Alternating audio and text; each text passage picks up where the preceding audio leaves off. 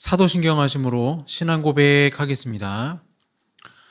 전능하사 천지를 만드신 하나님 아버지를 내가 믿사오며 그 외아들 우리 주 예수 그리스도를 믿사오니 이는 성령으로 잉태하사 동정녀 마리아에게 나시고 본디오 빌라도에게 고난을 받으사 십자가에 못 박혀 죽으시고 장사한 지 사흘 만에 죽은 자 가운데서 다시 살아나시며 하늘에 오르사 전능하신 하나님 우편에 앉아 계시다가 저리로서 산자와 죽은 자를 심판하러 오시리라.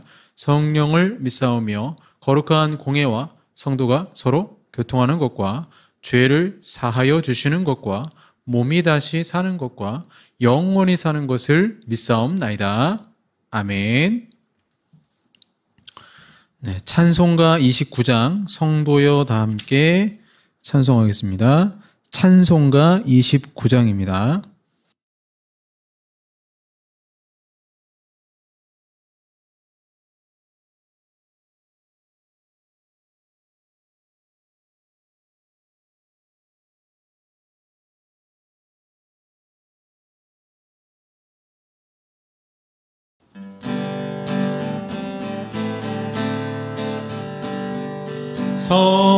성도여 다 함께 할렐루야 아멘. 주 찬양하여라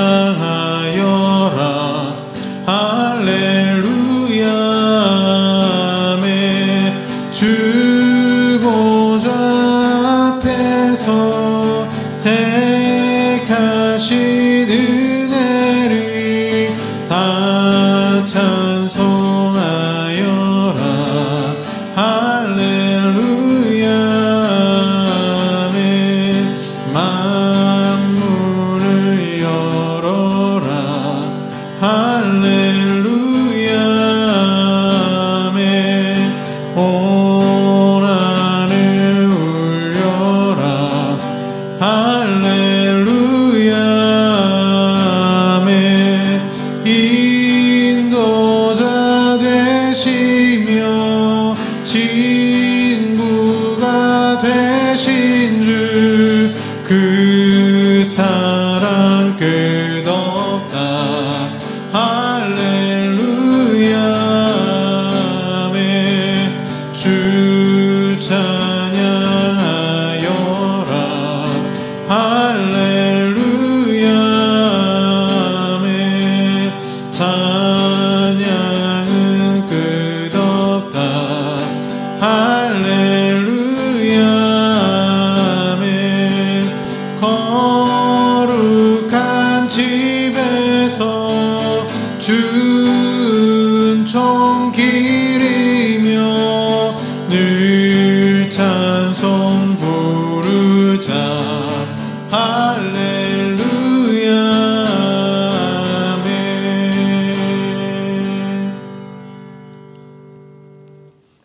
아멘. 기도하겠습니다.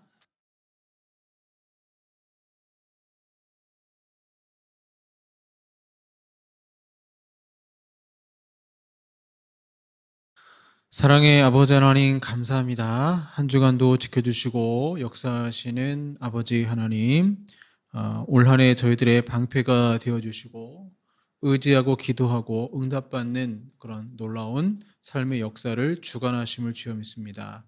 2025년 그 어느 해보다 하나님께 더 가까이 다가갈 수 있는 한 해가 되게 하시고 교회적으로도 또 가정적으로도 하나님의 귀하신 역사와 어떤 섭리를 경험하는 은혜의 한 해가 되기를 주여 원합니다.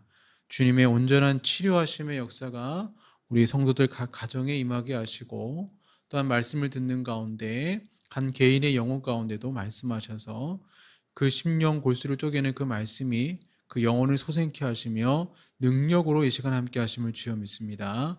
오직 이 시간 아버지 하나님만 바라보니 우리의 온 마음과 정성을 다해 예배 드립니다. 주님 기쁘게 받아주시고 예배하는 자를 찾으시는 아버지 하나님, 간절한 마음을 가지고 이 시간 주님께 나아가오니 성령으로 충만케 하시고 하나님의 임재 가운데 온전한 예배 드리게 하여 주시옵소서. 예수님 이름으로 기도합니다. 아멘. 네, 성경 말씀 시편 98편 1절에서 9절까지 말씀입니다. 시편 98편 1절에서 9절까지 말씀입니다. 구약 874쪽이 되겠습니다. 시편 98편 1절에서 9절까지 말씀입니다. 봉독하겠습니다.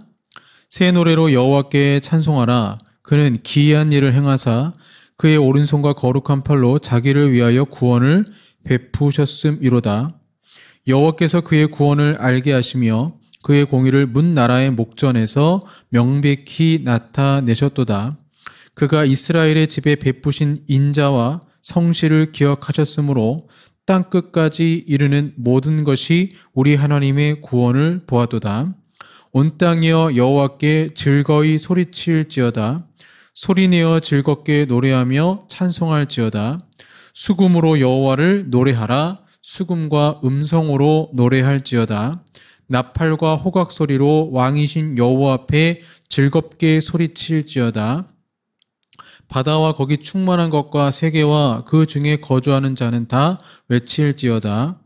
여호와 앞에서 큰 물은 박수할지어다. 산악이 함께 즐겁게 노래할지어다.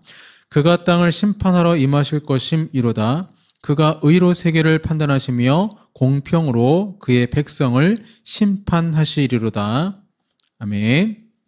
네, 오늘은 새 노래로 찬양하라, 새 노래로 찬양하라라는 제목으로 말씀 나누도록 하겠습니다. 사이가 좋지 않은 부부가 있었습니다. 술을 마시고 서로 치고받고 싸웠다고 합니다. 그것을 해결하려고 부부는 그 부부 갈등의 문제가 심하다 보니까 함께 여행을 하기도 하고 상담도 받아보고 심지어는 그 갈등이 해소되지 않으니 자살까지 하려고 했던, 그래서 수면제까지 먹어보았다고 합니다. 그러나 도저히 화해가 되지 않자 별거를 하게 됐고요. 물론 이혼을 전제로 한 여행 연습과도 같은 별거였습니다. 이 부부는 아무리 애써봐도 안 되니 마지막으로 이 상황을 주님께 맡기면서 찬송을 하자고 의견을 모았습니다. 자신들의 모습을 있는 그대로 인정하고 하나님께 찬양을 하자 부부의 마음이 서서히 풀렸습니다. 찬송을 할 때 그들의 마음속에 서로를 사랑하는 마음이 새로이 싹튼 것입니다. 그래서 부부는 다시금 행복한 가정을 이루었다고 합니다. 하나님께서는 자신을 찬양하는 자들에게 복 주실 것을 약속하셨습니다. 실제로 우리 주변에서 단순하고 순수한 마음으로 드리는 찬양이 그들의 인생 가운데 많은 문제를 해결하고 때로는 악한 영을 물리치고 질병을 또 고치는 능력을 체험하는 그런 간증을 들기도 합니다. 찬양은 감사이고 감사하는 자세는 동시에 하나님을 높이기 때문에 하나님이 굉장히 기쁘게 여기시는 것이죠.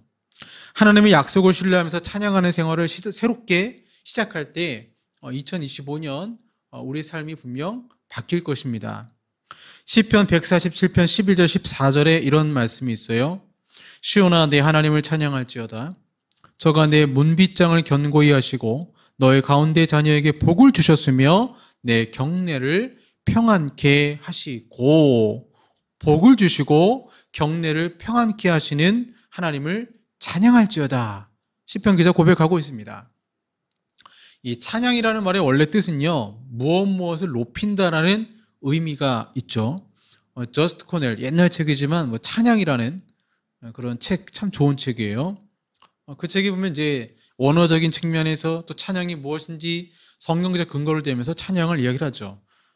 그중에 제가 이제 많은 인상 깊었던 내용이 이제 그 성막을 예를 들면서 궁정 있잖아요. 그러니까 동쪽에 문이 있는 그 성막의 입구를 지나면 그 입구에 지나자마자 마당이 나오는데 그걸 궁정이라고 하는데, 그 궁정이 바로 찬양이란 뜻이죠.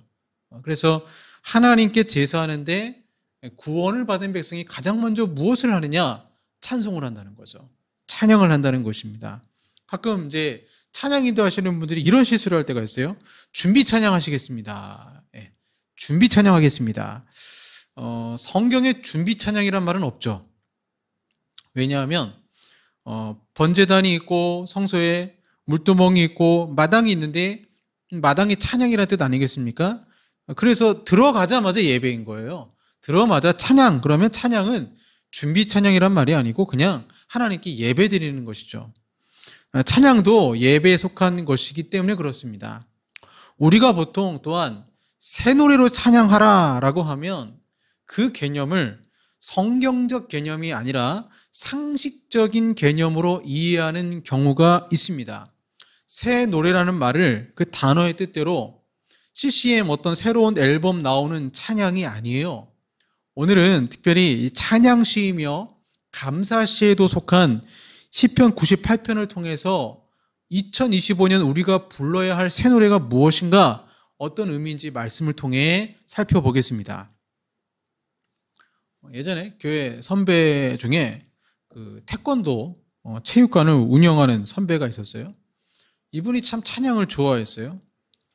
점심시간이었는데 교회에서 찬양을 불렀는데 뭔가 이상해요. 그 유명한 찬양 있죠. 아침에 주의 인자하심을 나타내시며 밤마다 주의 성실하심을 베품이 좋으나이다. 이런 찬양이 있는데 갑자기 개사를 하는 겁니다. 개사. 점심에 주의 인자하심을 장난치듯 이렇게 노래를 바꿔서 부르는데 좋은 모습은 아니었습니다. 찬양을 다른 사람 웃기기 위해서 하는 것 아니죠. 찬양은 하나님을 높이고 칭찬하는 것입니다. 그래서 아주 보수적인 그런 찬양에 대한 관념을 가진 분들은 찬송가에 아멘이 붙으면 찬송가가 아니다 이렇게까지 주장하는 분들도 있고, 찬송은 자기 신세한탄이 아니고 하나님을 높이는 것이다. 그건 맞는 말이죠. 하나님을 높이는 게 찬송이 되는 것입니다. 그래서 찬양이라는 것은 인간의 만족을 위해 부르는 것이 아니라는 거죠. 본문에 오늘 시편 98편은요 크게 세 가지로 구조를 나눌 수 있습니다.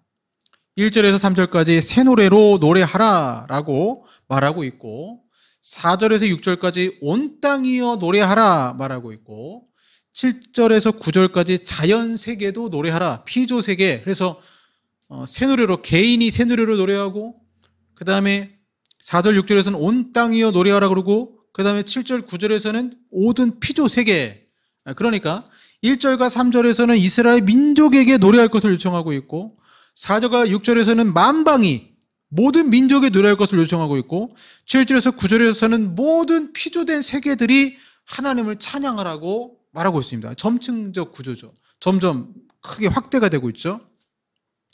그래서 본 시편의 특징을 보면 우리가 배울 것이 있는데, 첫 번째로 보시면 새 노래로 여호와께 찬송하라 1절에 그렇게 나오거든요.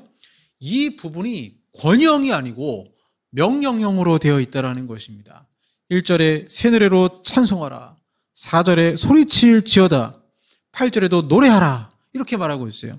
회중들에게 찬송할 것을 요청할 때 어떤 인도자는 그렇게 얘기해요. 자, 여러분 우리 찬양합시다. 찬양해 주십시오. 박수 쳐 주세요. 이렇게 청유하잖아요. 근데 시편에 나오는 찬양 인도자는 명령형을 했어요. 여호와를 찬양하라. 왜 그럴까요? 너무나 당연하기 때문에 그렇습니다. 하나님을 찬양하는 것이 너무나 당연하기 때문에 명령형으로 시편에서 기록을 하고 있습니다. 여러분, 우리는 새 노래로 찬양하라는 것은 명령형이기 때문에 하나님을 찬양하고 싶을 때 찬양하는 것이 아닙니다. 당연히 하나님은 우리 찬송받기를 원하세요. 성경 곳곳에서 우리를 만드신 하나님의 목적은 찬송을 받게 하려 하심이라고 말하고 있습니다. 그러면 여러분, 우리 삶을 한번 되돌아보시길 바랍니다. 찬양할 수 없는 상황에서도 감사할 조건이 없는 것처럼 보이는 고난 가운데도 하나님은 그 인생 가운데도 새 노래로 명령형으로 찬양하라고 말하고 있어요. 하나님의 놀라운 축복을 받는 사람들의 특징을 보면 적어도 세 가지 중 하나를 실천하는 사람들입니다. 날마다 큐티하는 사람, 날마다 말씀을 묵상한다는 것은 시편 1편에 시냇가의 나무처럼 늘 공급받기에 축복을 받고 본인의 축복을 유통하는 삶을 살게 되죠. 두 번째로 날마다 감사하는 사람. 감사의 또 다른 별명이 부메랑 아니겠습니까? 감사하면 감사할 조건이 내 인생에 계속 생기게 되어 있습니다. 반면 날마다 원망하는 사람은 원망할 일들이 부메랑처럼 다가오는 거죠. 세 번째로 날마다 찬양하는 사람. 음악이 좋아서 찬양하는 것이 아니라 어떤 상황에도 하나님을 높이고자 하는 사람은 하나님이 그 사람을 높여주십니다. 그렇다면 여러분, 이 세 가지 중에 적어도 한 가지를 하는 사람에게 하나님은 복을 주시는데, 그러게 여러분 찬양이 얼마나 중요합니까? 그래서 시편 기자는 명령형으로 당연히 찬양해야 될 것을 말씀하는 것입니다. 2025년의 새해 시작은 곧 새 노래로 찬양하는 것입니다. 이제 막 신앙생활 시작하신 분들 어려움을 느낄 수 있어요. 그때는 저도 그랬던 것 같아요. 찬양을 많이 불러보시기 바랍니다.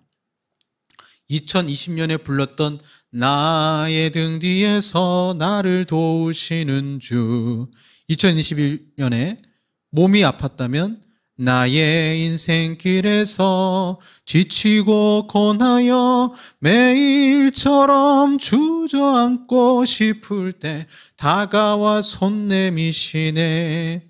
2022년 다시 내 인생에 회복시키고 싶고 회복되고 싶고 막 재기하려고 몸부림칠 때 일어나 걸어라 내가 새 힘을 주리니. 2023년에 평안히 길을 갈 땐 보이지 않아도. 2024년에 잔잔한 미소로 바라보시며 나를 재촉하시네. 2025년이 됐습니다.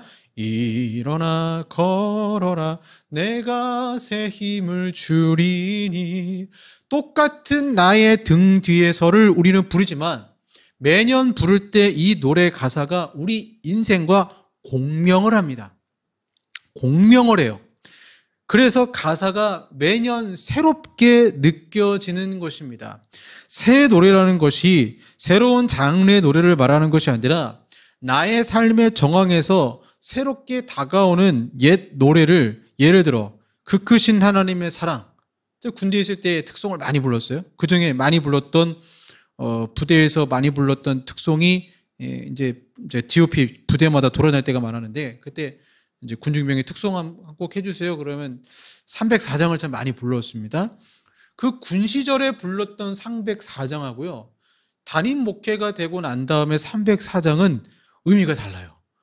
인생의 세월의 흐름 속에서 그 304장의 내용이 새롭게 다가오는 것이죠.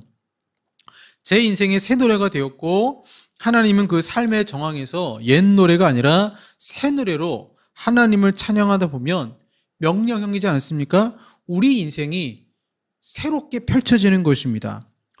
명령형이기에 억지로라도 찬송하다 보면 고난 중에서 그 찬송의 힘이 굉장한 위력을 발휘하고 주님의 도우심도 경험하는 것입니다. 그러니 올해 2025년은 꼭 새 노래로 찬송을 들으시길 바랍니다. 두 번째로, 새 노래란 뭐냐? 날마다 감격하며 드리는 찬양입니다. 본문 2절과 3절에서 어떤 상황에서 노래를 할 것을 말하는지 알려줍니다. 2절, 그의 구원을 알게 하시며 우리 하나님의 구원을 보았도다. 이스라엘 회중에게 무엇을 기념하며 찬양하라고 합니까? 제2의 출애굽 사건을 말하고 있습니다. 제2의 출애굽 사건이란 뭐냐면요, 이스라엘 백성들이 애굽을 탈출한 것처럼 바벨론 포로로 끌려갔지만 70년 만에 돌아오는 거예요. 고국으로 돌아오는 사건을 말합니다. 첫 번째 출애굽 사건도 기쁜데 두 번째 출애굽 더 기쁜 겁니다.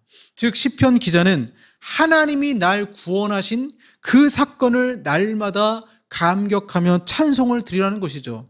출애굽은 이스라엘이 단순히 이집트에서 나온 사건만으로 봐서는 안 됩니다. 이 출애굽이 계속 반복이 되는데 애굽은 죄를 상징하고 그 죄로부터 구원받기 위해 마치 6월절 어린 양을 잡는 것처럼 이제 성도들은 예수 그리스도의 십자가를 통해서 구원을 받고 순례의 삶을 살게 되는 것이죠. 그리고 이것이 바로 진정한 출애굽 이루신 예수 그리스도이십니다. 우리를 위해서 십자가에서 죽으시고 부활하셔서 죄로부터 우리를 정결케 하시고 죽음을 정복하셨습니다. 출애굽 사건이 반복적으로 나타나고 있고, 출애굽 사건 때도, 바벨론 포로 귀환 때도, 예수님이 십자가 지시고 부활하신 구속의 사건 때도, 지금 천국에서 또 요한계시록에서 펼쳐지는 천사들의 어린 양 찬양 속에서도 구속의 사건을 계속 찬송하는 것입니다. 즉 본 시편은 구원받은 사건을 노래하고 있는 것이죠. 그렇다면 여러분, 새 노래는 무엇입니까? CCM 정규 앨범 새로 나오는 것, 새 찬양의 새 노래가 아닙니다. 기존에 부르던 찬양을 새로운 의미로 부른다면 그것이야말로 새 노래가 되는 것입니다. 내 인생 구원받았습니다 찬양하면 그것이 새 노래인 것입니다. 제가 고등학교 때 어느 교회 지하, 수유리에 있는 어느 교회 지하 교육실에서 나라는 찬양을 부르는데 그 찬양 부르다가 얼마나 눈물을 많이 흘렸는지 몰라요. 그전에 그런 감격이 없었어요. 근데 어느 날 그 찬양송을 부르는데 공평하신 하나님이 계속 나오잖아요. 얼마나 감격하며 눈물을 흘리며 찬양했는지 모릅니다. 똑같은 노래이지만 삶의 의미를 가져다 줄 때가 있는 것입니다. 성령의 감화감동이 있을 때가 있다는 거죠.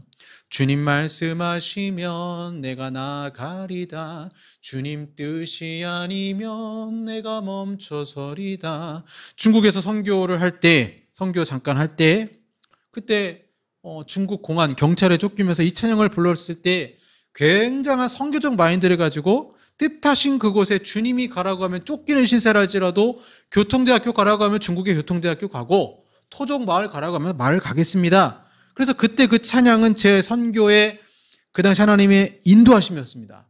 지표가 되었던 것이죠. 지금 목회하는 가운데 주님 말씀하시면을 찬양하면 비전을 생각하게 됩니다.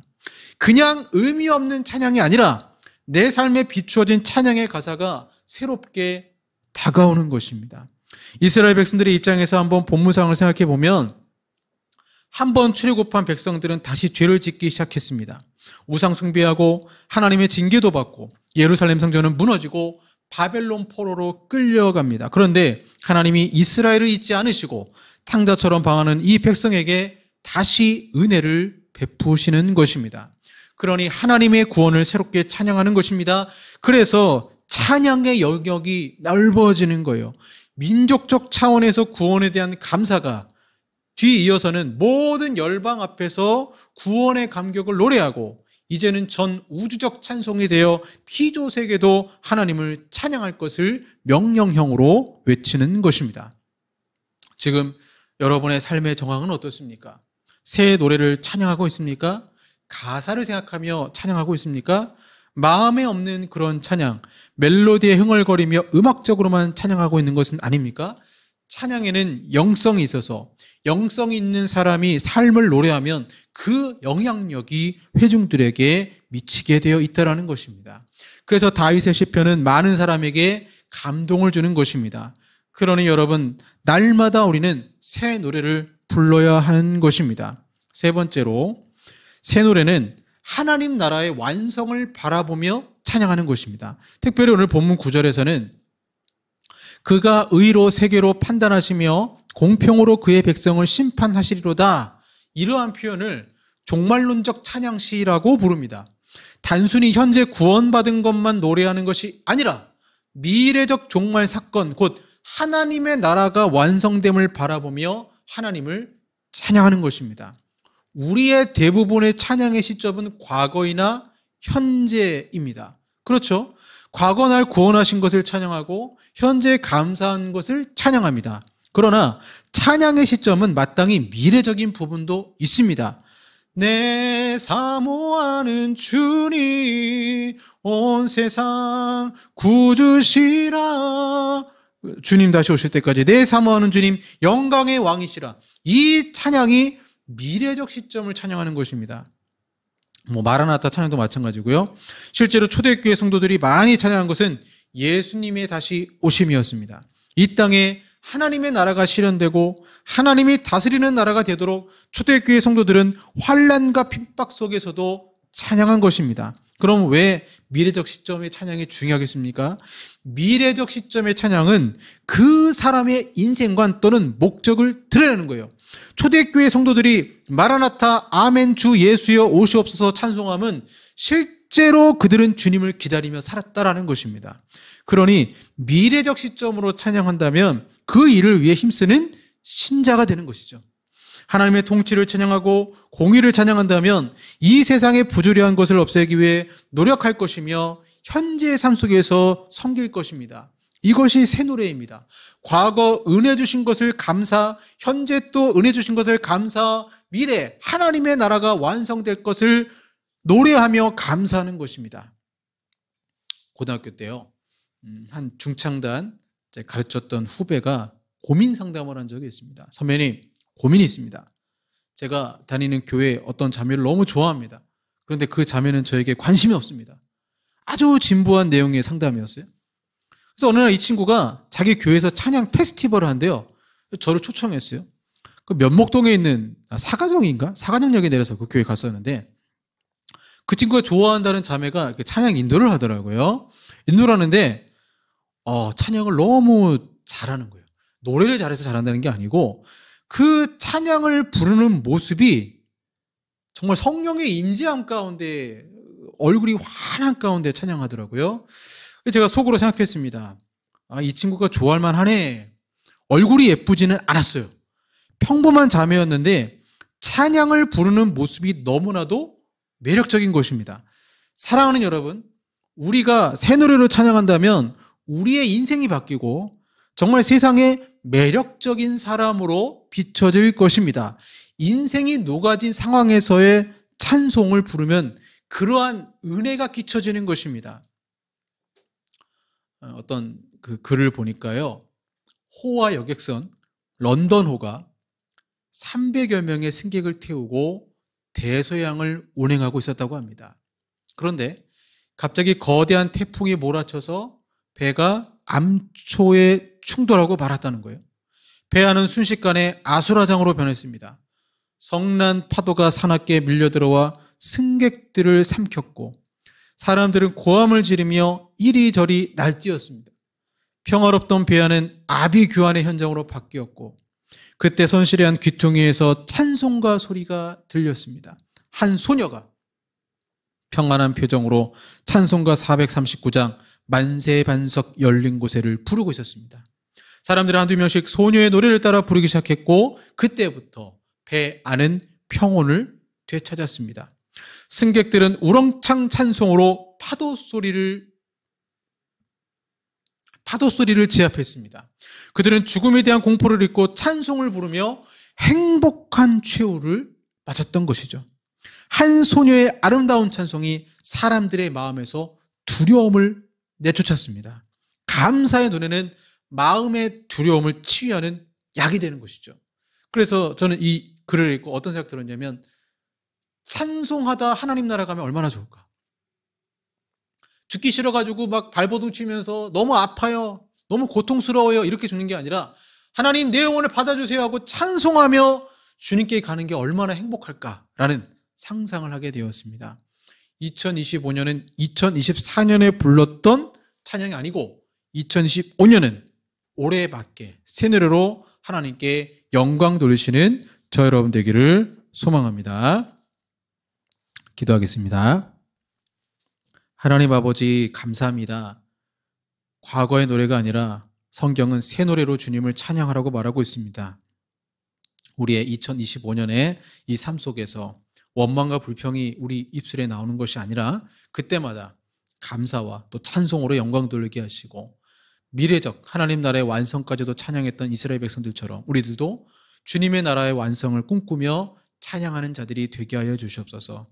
찬양하는 가운데 악한 질병 다 떠나가게 하시고 악한 영들 물러가게 하시고 예수 보혈 찬양할 때 성령으로 충만케 하시고 우리 영 가운데 주님 임재하여 주시옵소서. 예수님 이름으로 기도합니다. 아멘. 가장 위대한 찬양은 구속의 찬양입니다. 나를 구원하신 그 하나님을 찬양하며 하나님께 영광 돌리시길 바랍니다. 우리 어찌하여야 나의 찬미, 어찌하여야 나의 찬미 찬양하겠습니다.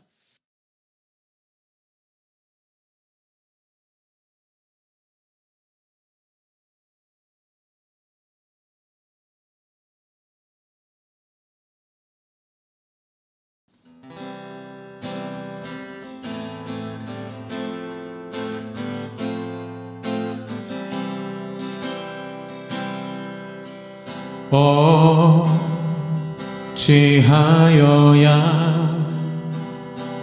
그 크신 은혜가 풀이 무슨 말로써 그 사랑 참 감사리요 하늘에 천군 천사라도 나의 마음 모르리라. 나 이제 새 소망이 있음을 당신의 은혜라.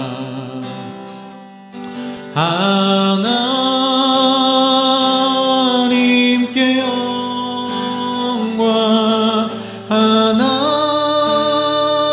하나님께 영광,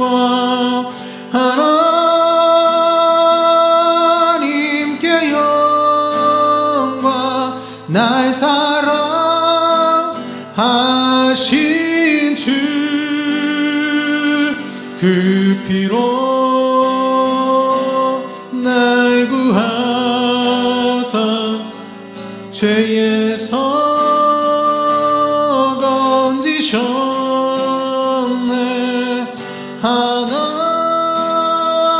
하나님께 영광. 날 사랑하신 주 바치리라. 모두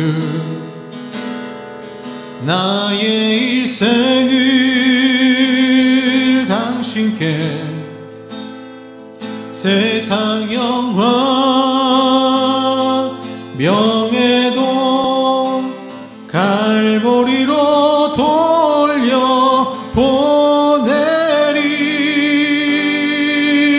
그 피로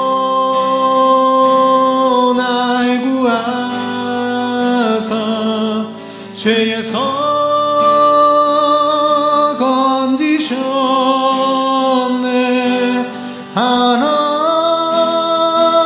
하나님께 영광.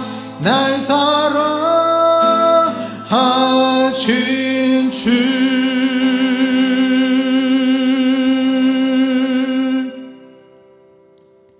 기도하겠습니다.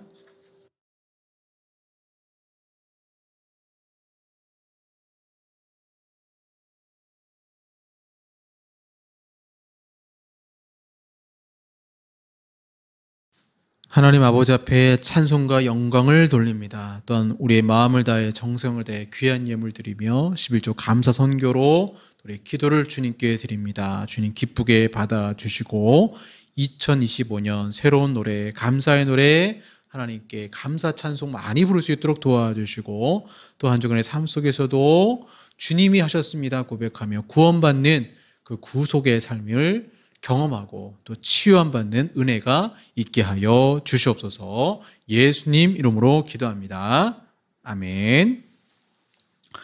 지금은 우리 구주 예수 그리스도의 은혜와 성부 하나님의 사랑하심과 성령 하나님의 교제 교통 역사하심이 새 노래로 찬양하라 그 명령에 맞게 찬양하며 영광 돌리기 원하는 우리 사랑하는 성도들과 한국 교회 위에 영원토록 함께 있을지어다. 아멘.